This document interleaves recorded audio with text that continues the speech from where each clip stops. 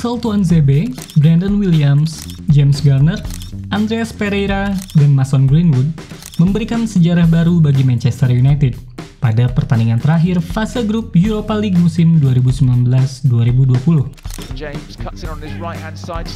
Kehadiran mereka di atas lapangan membuat Manchester United sudah 3.999 pertandingan secara beruntun memainkan minimal satu lulusan akademinya sebagai starter. Laga akhir pekan lalu melawan Everton menandakan pertandingan ke-4.000 Manchester United bersama pemain lulusan akademi. Jika melihat pemberitaan media, maka United tampaknya menjadi satu-satunya kesebelasan yang bisa konsisten melestarikan tradisi ini. Tentu, ini menjadi sebuah kebanggaan betapa klub ini masih konsisten memberikan kesempatan kepada pemain akademi di tengah arus kedatangan pemain-pemain hebat dari negara lain. Tradisi ini dimulai pada tahun 1937 ketika mereka memainkan Tom Manley dan Jack Wassall pada pertandingan antara United melawan Fulham. Manley saat itu bermain sebagai bek kiri, sementara Wassall adalah pemain sayap. Meski laga tersebut berakhir dengan kekalahan United 0-1, namun saat itu menjadi awal dari lestarinya tradisi ini, yang tidak pernah putus hingga 5 nama yang bermain melawan AZ Alkmaar kemarin. Ketika Manley dan Wassall meninggalkan United pada 1939, bergantian pemain-pemain lain mengisi susunan pemain utama. Meski laga tersebut berakhir dengan kekalahan United 0-1 dari Fulham, namun saat itu menjadi awal dari lestarinya tradisi ini, yang tidak pernah putus hingga 80 tahun kemudian. Sebelum era 1950-an, mereka-mereka yang bermain tersebut belum akrab disebut sebagai pemain lulusan akademi. Saat itu, mereka hanya mengandalkan pencarian pemain muda di wilayah Manchester melalui ketua James W. Gibson dan sekretaris klub Walter Crickmer. Seiring berjalannya waktu, mereka membangun Manchester United Junior Athletic Club yang menjadi cikal bakal dari Akademi Manchester United yang kita kenal sekarang. Mereka bermarkas di The Cliff yang jaraknya 5 km dari Old Trafford. Strategi ini langsung menuai kesuksesan pada era 1950-an. Saat itu, para pemain United menjuarai 5 gelar FA Youth Cup. Mayoritas dari pemain ini yang kemudian dikenal sebagai Busby Babes, yang berisi nama-nama seperti Duncan Edwards, Mark Jones, David Peck, dan Bobby Charlton. Sayangnya, mayoritas dari bintang-bintang ini meninggal dunia karena kecelakaan pesawat di kota Munich. Beruntung, Busby tidak menyerah dalam mencari talenta. Nobby Stiles dan David Sadler kemudian menjadi pilar kesuksesan klub bersama Charlton pada final Liga Champions 1968. Berakhirnya era Busby tidak membuat produksi pemain akademi menjadi surut.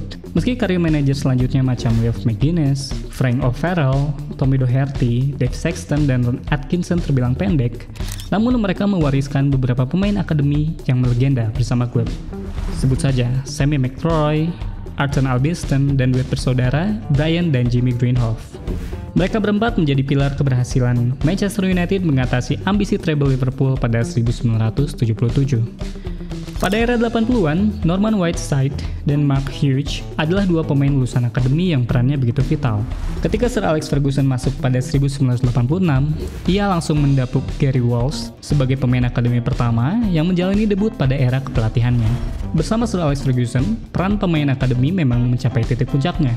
Dimulai dari Lee Martin yang menjadi pahlawan pada Piala FA 1990, lalu muncul Ryan Giggs pada waktu yang sama. Ini menjadi sinyal awal kalau pemain akademi akan mencapai kejayaan serupa seperti ketika tim masih dipegang oleh Busby. Kekuatan Akademi United menjadi solid ketika Eric Harrison masuk untuk mengawasi bocah-bocah itu menuju tim utama. Hasilnya, ia menelurkan Paul Scholes, David Beckham, Neville bersaudara, dan Nicky Butt. Double winner pada musim 1995 dan 1996 menjadi tonggak awal yang kemudian disusul gelar treble 3 tahun kemudian.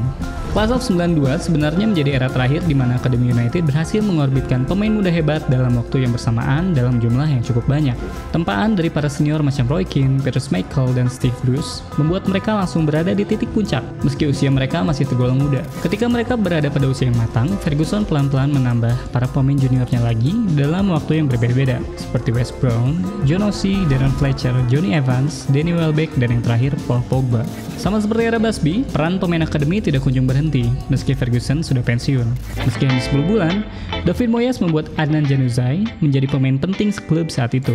Duet Ryan Giggs dan Louis van Gaal menghasilkan pemain seperti Jesse Lingard, Andreas Pereira, dan Marcus Rashford. Jose Mourinho membuat keputusan kontroversial dengan membawa pulang Paul Pogba. Namun, ia membayar keputusan berani tersebut dengan menaikkan nama Scott McTominay dan memberikan debut kepada Joel Pereira, Angel Gomez, dan Axel Tuanzebe. Dua nama terakhir mulai dikembangkan oleh Solskjaer bersama Brandon Williams, Mason Greenwood, Tahith Chong, dan James Garner. Meski sepak bola saat ini akrab dengan uang dan pembelian pemain-pemain mahal secara masif, namun Akademi United masih menghasilkan prestasi yang cukup membanggakan. Musim lalu pemain akademi mereka membuat 30 dari total 65 gol Premier League. Rasio 46% mengalahkan catatan musim 1995-1996 yang hanya 41%. Melihat Solskjaer memandang pemain akademi dengan sangat tinggi, maka bukan tidak mungkin ia akan membangun tim dengan pemain akademi sebagai poros, layaknya Matt Busby dan Sir Alex Ferguson.